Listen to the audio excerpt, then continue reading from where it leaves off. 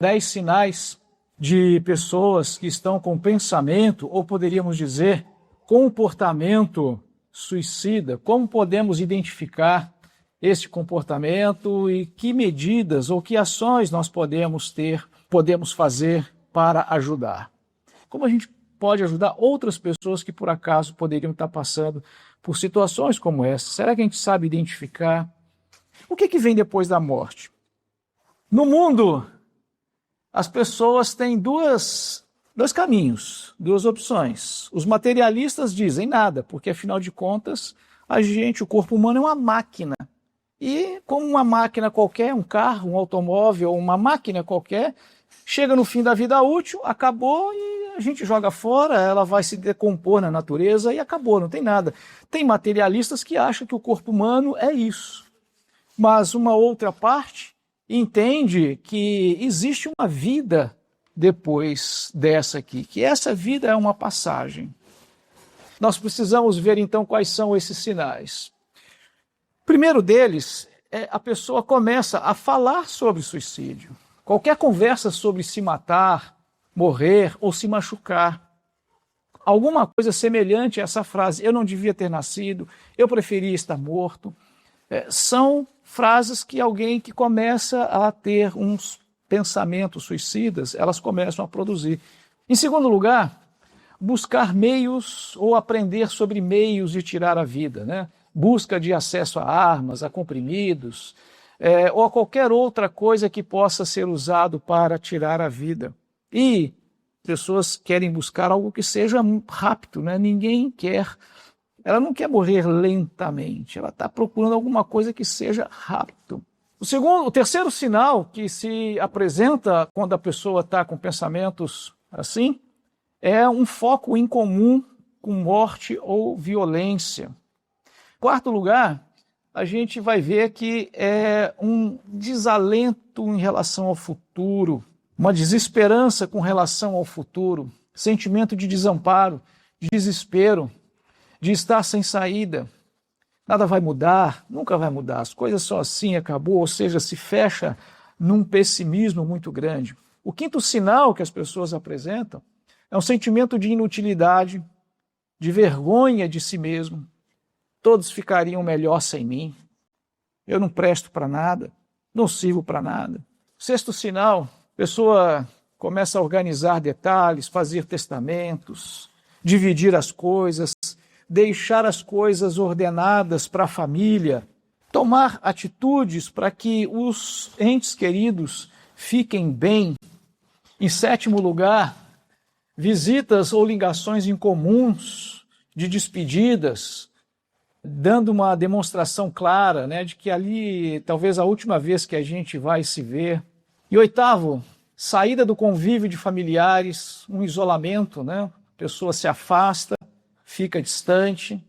Em nono, atitudes kamikaze, passa a viver uma vida correndo muitos riscos, abuso de álcool, direção perigosa, enfim, tomando, ou melhor, não tomando nenhum cuidado com a própria vida. E em décimo lugar, décimo sinal, uma calma repentina. Às vezes a pessoa está naquela euforia, né, naquela agitação, que muitas das vezes o estado de depressão pode deixar a pessoa para baixo, quieto ali, mas às vezes acontece o contrário, né? De acordo com os especialistas, eles dizem isso. Aí de repente vem aquela calmaria assim do nada, a pessoa vai dormir num dia numa coisa frenética, no outro dia tranquilo. Esse é também um dos 10 sinais. É bem verdade, muitos desses sinais aí, a gente talvez até já tenha sentido isso. Um isolado, um deles somente, não significa que a pessoa esteja de fato pensando numa situação como essa. Às vezes a gente passa por momentos tão tribulosos e às vezes chega até a pensar, poxa, olha, para mim se eu morresse hoje, isso já aconteceu comigo. Falei para Deus, se eu morresse hoje, eu acho que não ia fazer diferença nenhuma. É claro, eu não estava maquinando tirar a minha própria vida, mas a vida não faz sentido, por dificuldades, por problemas, por muitas tribulações que nós passamos. Mas quando 3 ou mais sinais desses todos que vimos, eles são identificados numa pessoa, ou até 15 dias, às vezes é aceitável isso. Mas às vezes acontece conosco também uma tribulação, uma dificuldade, a gente passa por um momento muito grande, mas 10 dias, 15 dias depois, aquilo já se acalmou.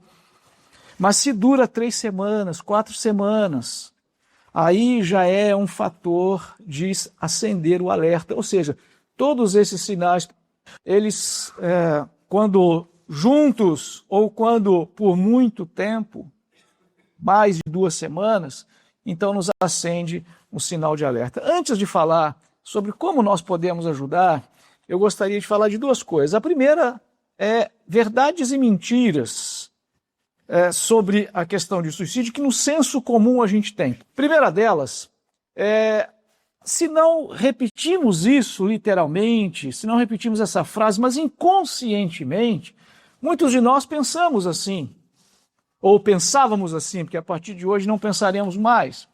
A maioria dos suicídios acontece de repente sem aviso. Não, isso não é verdade. Como a gente acabou de ver agora, as pessoas dão sinais. A maioria dos suicídios é antecedida de sinais de alerta, seja verbal, a pessoa pode falar, ou seja, esse comportamento que nós vimos ali. Todos aqueles 10 sinais são comportamentos que as pessoas demonstram. Pessoas que falam sobre suicídio não pretendem ir até o fim. É aquela outra frase, né? Cão que ladra não morde. A pessoa que fica falando não vai fazer nada. Só está querendo aparecer. Não. Quase todos os que cometeram suicídio ou tentativa deixaram pistas ou avisos. As pessoas que lidam com isso, os especialistas, fizeram então essas pesquisas e chegaram a essa conclusão. Como é que eles sabem dos 10 sinais?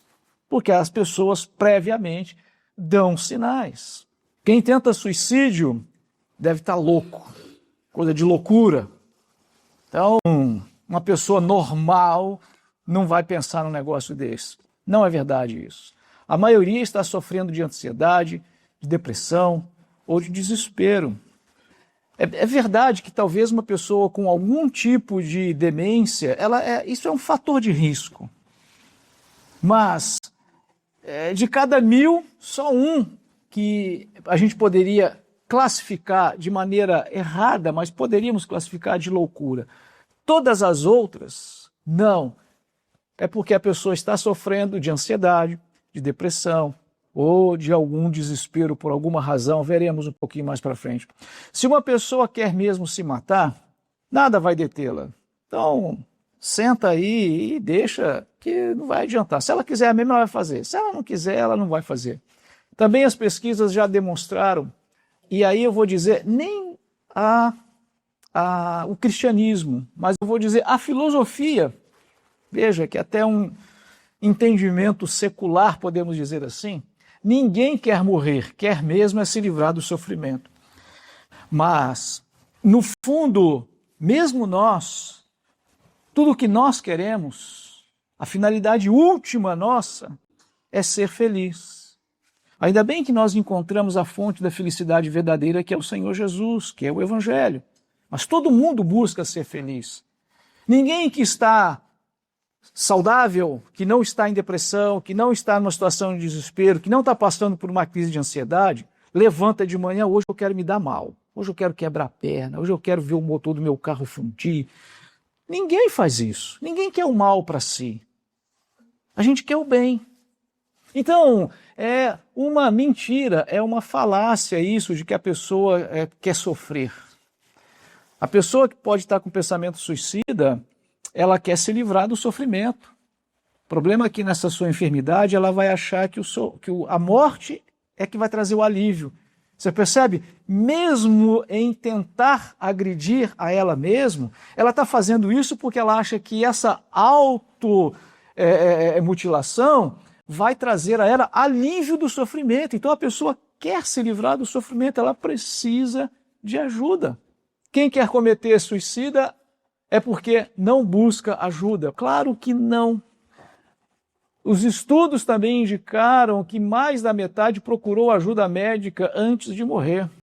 Isso porque a grande maioria, ou talvez a outra metade, a pessoa não tem consciência de que existe uma ajuda médica. Então a gente sabe que tem ajuda, mas as pessoas que não procuraram, elas não procuraram por a mais absoluta falta de conhecimento. Suicida vai para o inferno. Essa daqui talvez seja... Eu já ouvi isso. Suicídio é coisa de demônio. Isso, eu posso dizer para você, seguramente era a verdade na mente de 9 de cada 10 crentes e pastores, pelo menos ali até os anos 2000. E aí, por que muitas das vezes se associa o suicídio com possessão demoníaca? Se associa muito por causa do Judas, né? Judas traiu Jesus, Judas ficou endemoniado, aí ele traiu Jesus e se enforcou. Aí fizeram a ligação, suicídio é coisa de demônio, então suicidou, vai para o inferno. Se você suicidar, você vai para o inferno. Não suicida não, porque se você suicidar, você vai para o inferno. Se a gente falar isso para uma pessoa que está num estado de pensamento suicida, é uma expressão em cima dela. Não existe essa conexão direta e o que disse Jesus em Mateus 26, 38. Disse-lhe então, a minha alma está profundamente triste, numa tristeza mortal. Fiquem aqui e vigiem comigo. Jesus estava experimentando essa coisa humana. Por isso que Hebreus vai dizer que ele se tornou um de nós, ele se identificou com a nossa vulnerabilidade. Jesus se tornou um ser humano, um homem como qualquer um de nós, e ele sabe a nossa dor. E talvez essa é a melhor coisa que a gente pode dizer para uma pessoa que está passando por isso. Meus irmãos, vocês sabem, quando alguém chega para lhe contar uma situação difícil, você que já passou por aquela mesma situação e venceu, quando você fala com outra autoridade. Eu sei o que é isso, eu já passei por isso. A pessoa que está te ouvindo, ela percebe a autoridade, porque você não está falando de boca para fora, você está falando com alguém que já experimentou. Então Jesus já experimentou essa depressão, essa pressão mortal, e ele venceu. E assim como Jesus venceu, você também pode vencer. É o que nós devemos compartilhar com as pessoas. Quais são os riscos? Quais são os fatores de risco? Digamos assim, potencializa, né, com que uma pessoa possa vir a entrar num estado de automutilação. Primeiro, tentativa prévia de suicídio, ou seja, a pessoa que já tentou antes, essa daí precisa de ter muitos cuidados, porque ela, não vou dizer certeza, mas aí eu diria, né, 90% de certeza de que ela pode tentar de novo se ficar sozinha. Histórico familiar, e facilidade de acesso a meios para cometer suicídio, armas principalmente, né? Então a gente sabe que isso é um problema, medicação e tudo mais. 2, transtornos mentais, drogas e doenças crônicas são outros fatores de risco. 3, perdas financeiras, guerras, desastres, conflitos de aculturação, dificuldades de acesso à saúde. 4, discriminação, os famosos cancelamentos, né? Principalmente quando eu falo com os adolescentes na escola, os cancelamentos ali, hoje terríveis, principalmente, né, com um negócio de internet, isso alcança muito mais pessoas. Relacionamentos abusivos, mídia irresponsável, haja vista aí essas redes sociais, uma que ficou famosa há pouco tempo, né, os Discords, essas outras aí com desafios mortais, né, de gente realmente maldosa fazendo isso, então são fatores de risco. Quais são então agora as dicas, né, de abordagem, porque nós não somos profissionais, não somos médicos e mesmo no caso de pastores, nos seminários, nós temos uma disciplina. Eu, na verdade, tive 2 semestres de psicologia, mas eu não posso sair dizendo que eu sou psicólogo. Foi excelente, aulas excelentes, com pastores, psicólogos mesmo, né? Então, os pastores, sim, têm um pouquinho mais de preparo, mas não significa que você não possa ajudar alguém, muito pelo contrário, às vezes até ajuda mais, do que um outro pelo fator amizade ou pelo fator familiar. Como ajudar? Primeiro, deixe a pessoa saber que você se importa com ela.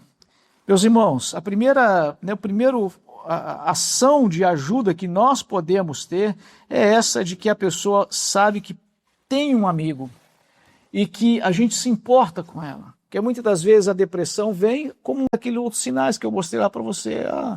A pessoa tem a sensação de que ninguém se importa comigo, ninguém me ama, né? Essa autoestima muito baixa. Quando a gente se coloca como alguém que se importa com outra pessoa, isso é terapêutico para ela. Segundo lugar, permita que ela desabafe seu desespero e sua raiva. A gente sabe, irmãos, eu acho que você também já tenha passado por isso num outro momento, muitas das vezes, tudo que a gente precisa é falar do nosso problema. Às vezes ele parece um negócio gigante, mas quando a gente verbaliza para outra pessoa, mesmo que outra pessoa não fale nada, a gente parece que, poxa, peraí, não era tão grande assim. Então, quando nós nos colocamos à disposição de ouvir, e como veremos mais para frente, ele sem fazer julgamentos, isso também é terapêutico, é uma boa ajuda. Não julgue, seja paciente, deixe ela expor seus sentimentos. Afirme que existe ajuda e que o pensamento suicida é temporário. Com toda certeza. Com toda certeza. A prova é que muitas pessoas, algumas chegaram a tentar o suicídio e, graças a Deus, não tiveram sucesso com isso, ou foram socorridas a tempo. E essas pessoas são as que dão testemunha, né, que esses pensamentos ruins, eles foram dissipados. Demonstre que a pessoa é importante para você. Aqui tem uma relação de mutualidade que a Bíblia tanto fala, né? Quando a gente diz para a pessoa que ela é importante e quando a gente tem atitudes que demonstram de que e ela pode confiar que ela é importante para nós. É ter ação, tanto as palavras quanto as ações, de maneira com que a gente diz para a pessoa que ela é importante e demonstra que ela é importante para nós, que nós devemos nos importar com todas. E talvez nós, crentes no Senhor Jesus, somos os mais qualificados para demonstrar isso, porque é Jesus que nos ensina. A gente se identifica com a necessidade do outro e a gente percebe então que o outro é importante para nós. E nós podemos ter essa empatia porque é o Espírito Santo que gera em nós. Em sexto lugar, se perceber sinais de alerta, não tenha medo de perguntar. Você está pensando em se matar? Isso não é dar sugestão, mas mostra que você se importa.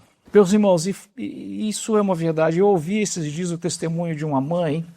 O filho dela foi morar com o tio nos Estados Unidos. E lá o tio passou por um problema de separação e foi muito traumático, pelo jeito foi muito traumático. O tio entrou num estado de depressão profunda e estava com pensamentos suicidas. O sobrinho não estava aguentando vivenciar aquela situação e falou para o tio, vou voltar lá para o Brasil. E o tio falou, não, por favor, não faça isso e tal, preciso de você aqui para me ajudar. Mas o garoto, mais jovem, né, mas não aguentou a situação e voltou. O tio, infelizmente, cometeu suicídio. E aí o garoto que entrou num estado de depressão, se sentindo muito culpado porque isso tinha acontecido.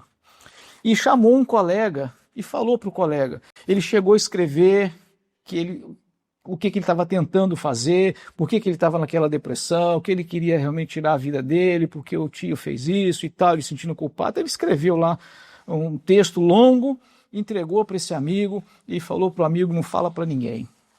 O rapaz foi e falou para a mãe e mostrou o documento para a mãe. A mãe leu aquilo, mas ela ficou ali meio travada. Ela disse que chegou, foi lá no quarto e ela devia ter confrontado o filho. Olha, o que é isso aqui que você escreveu? Vamos lá, vamos procurar ajuda e tal. Não, ela não fez nada. Ela foi lá, olhou, ele estava no quarto, ela voltou e acordaram de manhã, ela foi no quarto, ele tinha tirado a própria vida. Então, Se a gente chega... E aí ela diz isso, ela diz quase que essas palavras aí. Então, se você perceber que alguém está com pensamentos suicidas, mesmo que ela não fale, você pode perguntar. O máximo que vai acontecer, ela vai falar não. Não, não, não. Ela não vai ficar brava. Muito pelo contrário, talvez ela vai agradecer, porque ela pode talvez até falar que não, mas tudo o que ela quer é uma tábua de salvação que a gente pode dar para ela nesse sentido. Agora, como a gente não deve se comportar? Evita dizer essas frases que parecem frases assim motivacionais. Por exemplo, no caso, sua morte vai machucar a sua família, mas a pessoa está na depressão porque o marido ou a mulher traiu, ou o pai é um abusador, ou o filho só dá preocupação, só dá dor de cabeça, só dá problema, está envolvido com um monte de coisa errada. Dizer isso talvez quase que pode servir como um incentivo, não é verdade? A sugestão é: eu sinto muito que você esteja passando por isso, ou imagino que deve ser muito difícil lidar com tudo isso. Aí a gente está fazendo essa conexão junto com a pessoa. Você não está sozinho, eu estou aqui com você. Se quiser, podemos apenas ficar em silêncio. Uma vez eu ouvi uma história de mineiro, e mineiro é assim mesmo, meus irmãos. Dois amigos vão pescar. Então eles sentam ali, está lá com a vara, e aí um vira para o outro: não é, compadre? E o outro diz: não é que é. Acabou. É só isso. Mas a companhia um do outro ali é só isso que eles querem. Então, às vezes, a pessoa diz isso, só ficar junto. Segundo lugar, não demonstre choque, não dê lição de moral. É claro, se chega de sopetão, a pessoa chega, às vezes pode ser complicado, né? Mas não chega aquela coisa: ai, que horror! Isso pode trazer dificuldades, né? Ou aquelas frases que não ajudam, da lição de moral, alguma coisa assim. Terceiro, não prometa sigilo, que foi aquilo que eu falei, né, aqui agora há pouco. Se a pessoa chegar e dizer, fala assim: não, eu não me comprometo em não falar nada. Eu vou ajudar você. Eu vou colocar no grupo de Zap aí, eu vou colocar no Instagram. Não, também não é isso, né? Mas vamos procurar ajuda juntos. Quarto, não prometa nem tente resolver o problema da pessoa, porque nós não sabemos qual é o problema dela. Então eu não vou resolver o seu problema, mas vamos procurar ajuda juntos. Eu vou com você. Isso é outra coisa, você não sabe qual é, pode ser alguma coisa até criminosa. E aí a gente não sabe, ou algo que realmente a gente não vai ter condições de resolver. Quais são os fatores individuais de proteção? Primeiro, relações familiares positivas. Quando as relações familiares são positivas, de acordo com os estudos, é o melhor fator de proteção. Em segundo lugar, meus irmãos, vem a espiritualidade. É claro, essas são frases ditas por profissionais não cristãos, né? Quando eles estão falando de espiritualidade. Mas espiritualidade, aí entenda-se cristianismo, evangelho. Estudos sobre o suicídio, isso que nós estamos acabando de ver aqui agora. Minimamente eu tenho certeza de que você está preparado para ajudar outras pessoas. E se de repente, futuramente, lhe bater algum tipo de depressão, de ansiedade, Jesus Cristo passou por isso, Elias passou por isso, João Batista passou por isso. Isso pode acontecer conosco. Então, a gente já sabe que esse entendimento, esse conhecimento que nós vimos aqui é um fator de proteção. E por último, né, relações terapêuticas positivas, claro, bons médicos, bons psicólogos certamente vão dar para nós excelentes ajudas. Não tenha medo de procurar ajuda psicológica, ajuda profissional, e diga isso para as pessoas.